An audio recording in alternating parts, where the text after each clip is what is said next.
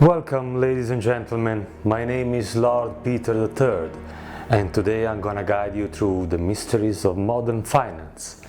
In the second part of the video, we're gonna do a brainstorm on how to possibly try and kill James Bond. No? You're not buying this?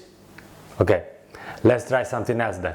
Hey dudes, what's up?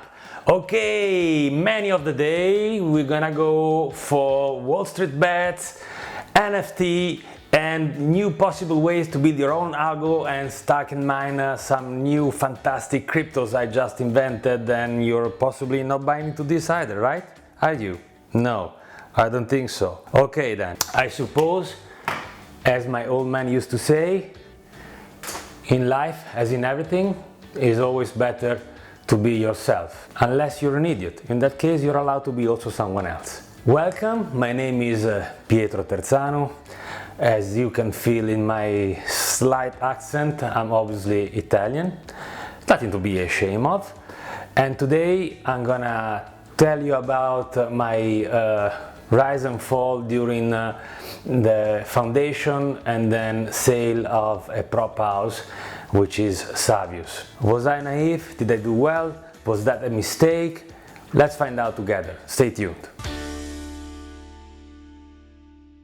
Now, a few premises about this video. Let's start by saying that Savios is a company which was established in September 2013, so it has survived a few turmoils. It's now 9 years we are on the market. I say we, but the second premise I have to do is that I no longer own Savios. I sold the company in 2020, and so if you're asking yourself why am I still here doing these videos, is because I'm very fond of the company and I'm in very good relationship with the new ownership.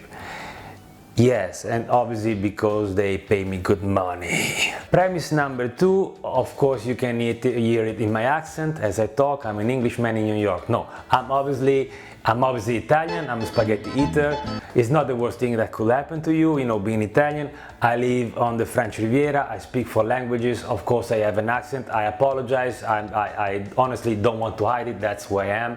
Honestly, I try to exaggerate it sometimes because I think it's kind of charming for the lazies. Maybe I might be wrong, of course, but I hope you bear with me and my thick accent, and I'll make myself clear in a few concepts I want to pass to you. So I'm here to try and give you my experience.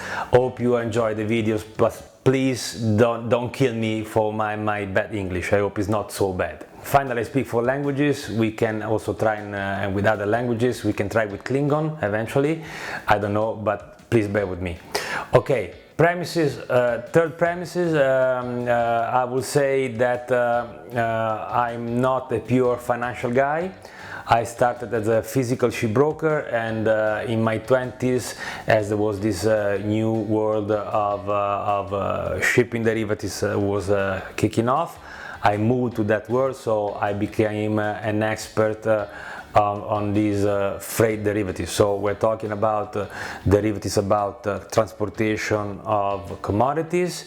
I participated in both markets, on the dry and tanker, so we're talking about transportation of oil and petroleum products, or on bulk products like iron ore and coal and similar. I covered several roles.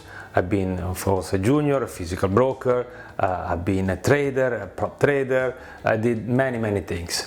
I'm also a registered CTA in the US. That doesn't make me any guru or finance expert. I might very well be wrong from time to time. Yes, if you ask my wife, I'm gonna be wrong most of the times, of course. But please be patient. It's a discussion. If I'm wrong and you want to correct me, you're more than welcome. Finally, if you correct me in something that I say in a wrong way, everybody's growing, everybody's learning. There's nothing wrong about it. Okay, let's move on. So, who founded Savios, and why did I found Savios? Well, back in 2013, I was working as a trader for a shipping operator. Shipping operator, it's a company who doesn't actually own ships, so basically is arbitraging. It tries to arbitrage the market. So it's sort of trading freight between long and short positions. Back then I was in charge of derivatives. I was also risk managing forex and fuel, etc. So I had quite an interesting role back then, I have to say. At the same time, that sort of trading was sometimes pretty long term, so I had some free time, sometimes for more than a couple of days during the week. And of course, after having checked all the categories on Pornhub, I found myself bored. No, darling, no, I was talking about Gianluca. No, I don't watch porn. You know that. I go to the church. We don't do such things here in Italy. Absolutely not. Okay, actually I said here in Italy, but I'm currently recording this video from the French Riviera. I'm right above Monte Carlo in this very moment. Anyway, let's move on. So I was there, I was bored. I started going around surfing the web. I found myself on one of those websites, or one of those, how you call it, new sort of prop houses, and that became quickly my PlayStation. But let's face it, I wasn't able to pass the test, and I said, okay, hold on a second. In theory I'm a pro, I'm pretty good at what I'm doing. Back then it was I think my 6th or 7th year into professional trading, because I've been a broker before for a few years, and then I moved into trading at the end of 2007. Not the best moment, if you ask me. Anyway, so right before 2008. But anyway, oh, sorry, that was my phone ringing. Anyway, so I found myself, in distress because I couldn't pass. I was stressed. I said, okay, there's something wrong there. So I started going to forums, and in one of those forums, I met a gentleman that then became one of my very closest friends. I wouldn't mention his name. He used to be a broker, and now he works for a very large financial institution. But we started discussing, and we say, okay, there's something wrong about this. It's impossible.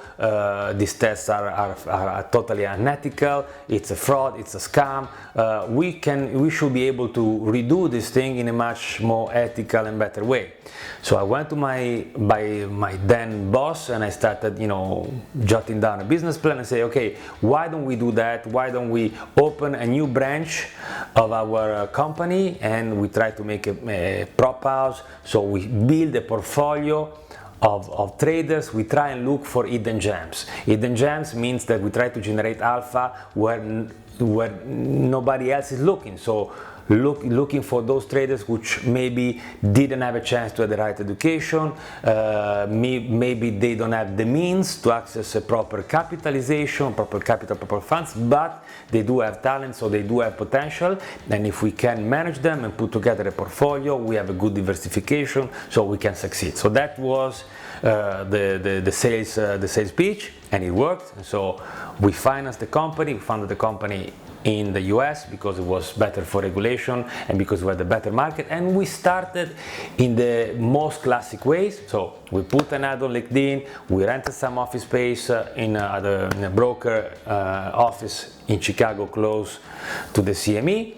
We did some interviews, and we onboarded 3 guys. It was a senior with a more algo approach. It was a young guy, say a junior trader with some experience, and somebody with little experience. So we had 3 sort of approaches: more algo, more experience, more discretionary but with experience, and a junior. We provided a small salary, and we provided decent capitalization.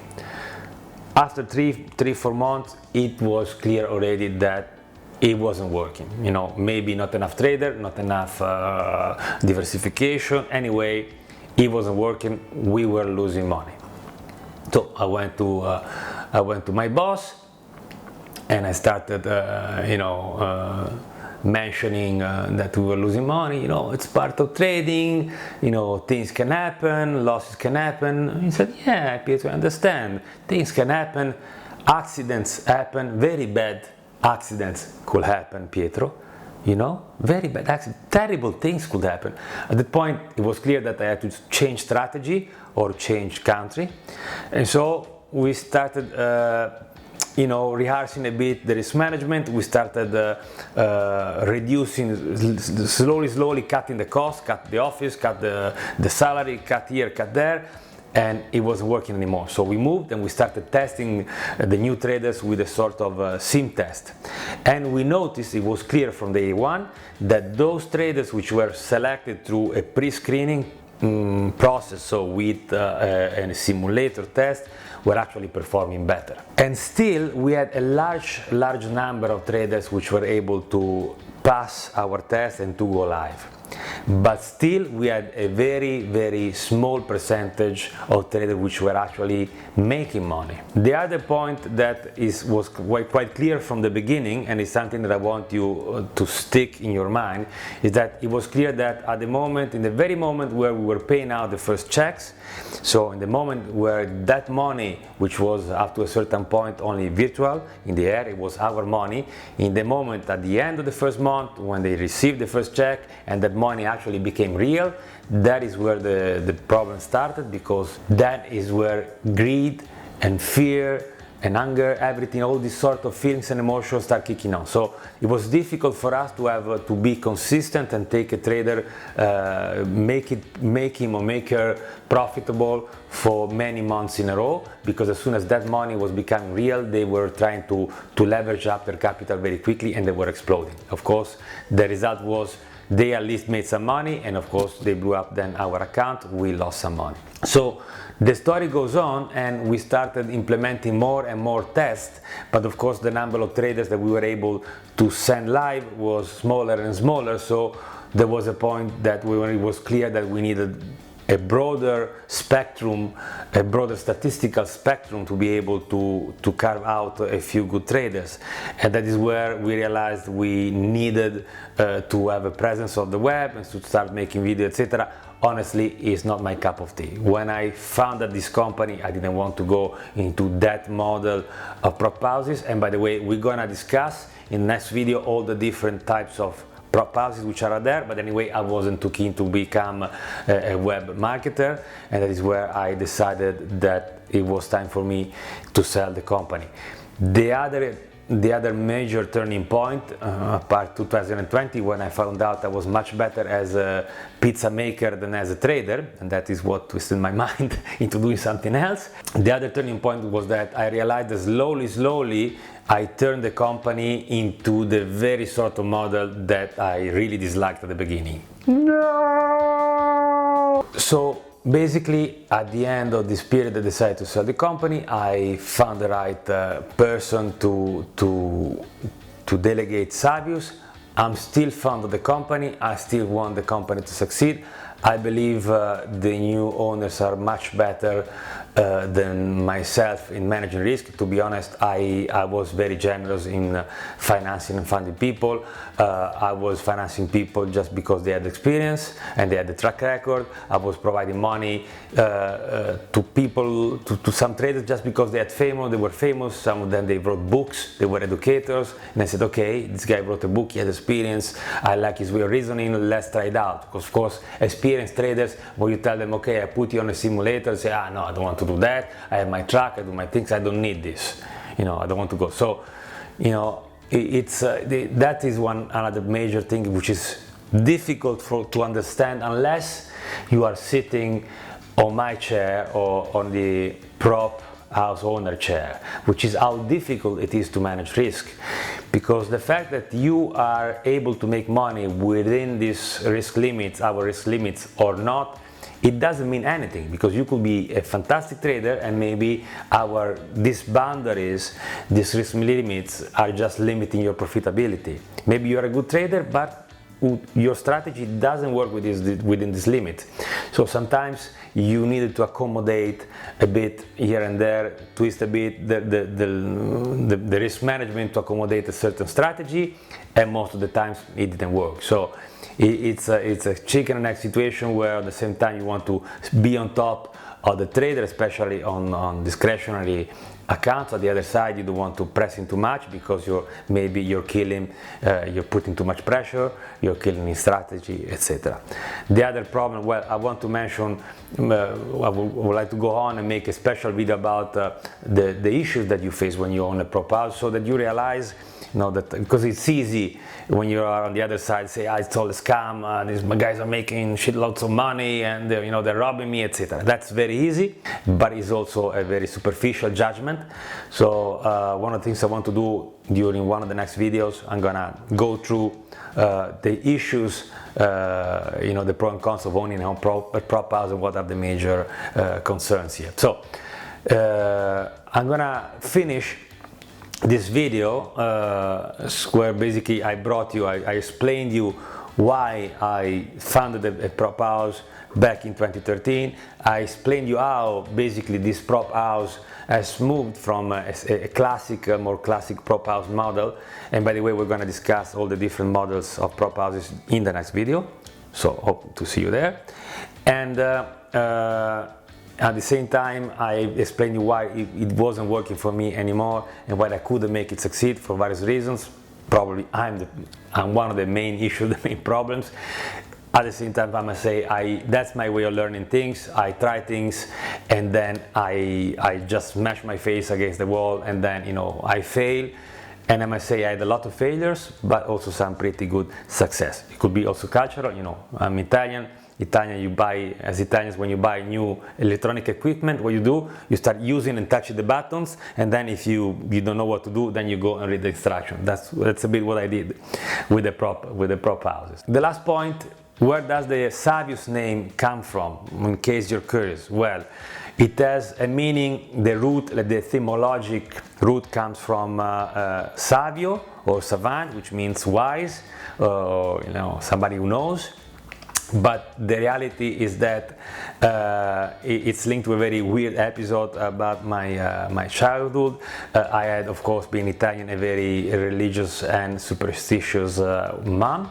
And she once had a dream. She dreamt about being in a church dancing with a kid. This kid revealed himself to be San Domenico Savio, a not so well known Italian saint, which was a kid.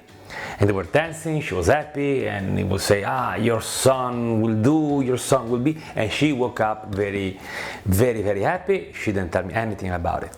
At the same time, as nowadays you can say I'm an idiot, well, it's not news. I was an idiot back then, about 30 years ago, when I was 14. So I was hanging around with some friends instead of going to the pool or to the beach and try to hook up with girls. No, we were different. We were just staying, around the gelateria and going around with scooters.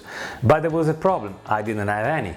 So I discovered that my dad was hiding one of those old baker delivery scooters in the cave. It was a total piece of crap. Couldn't barely move, but still was enough for me to go around with my friends. So I took the habit of stealing the scooter and hanging around with my friends during summer, because at least you were refreshing yourself, going with a motorbike. So basically, we're sort of doing a sort of competition, going around. There was a circle close to the gelateria. It was circling around, sort of a competition. So you were getting there last, you were paying the ice cream, and of course I was always getting there last. So I took the habit of using the trick and cutting the circuit in the middle. So you know how it goes. You cut once, you cut twice, 3 times, then you get confidence. At least I was able to get in the middle. And finally, one fine day, I got hit by another motorbiker coming from behind. There was a severe impact. I lost my helmet. And by the way, I didn't have insurance, so they killed my dad with a lot of fines, and I don't know how much money I had to pay. That wasn't easy afterwards. Anyway, I hit my head, the ground with my head, very hardly. Yes, that explains plenty of things. That's why I am like this now. But finally I got to the hospital, but I didn't have any major concussion. Finally I was in the hospital for a week and I was fine. If you guess what day that happened, well, that was the day of the Saint San Domenico Savio, precisely his name day. So my mom is convinced, she was convinced, that the saint saved my life. I don't know if that's true or not. I don't believe in witches, but I saw them fly. I'm pretty sure they fly. So, as I'm a bit superstitious as well myself, I decided to name the company Savius, as you know, as I think it could be lucky, at least for me or for those who participate with it. So, I guess we are at the end of it. I hope you know, I passed you. I was able to interest you in this topic. Worst case scenario, I hope I entertain you. Yeah, I made you laugh. Like what? Like make you laugh? Like what? Like a clown? You know? I don't know. You tell me. You said it. You said I make you laugh. Come on. Anyway, guys, it was a pleasure to be here with you. Next video is gonna be about different type of prop houses. I hope to see you there. If I have to leave you one piece of advice, it will be always the same. Please, guys, keep your leverage very, very low. That's the only way to be alive and fight another day. Okay? Trade safe, best of luck. See you next time. Ciao.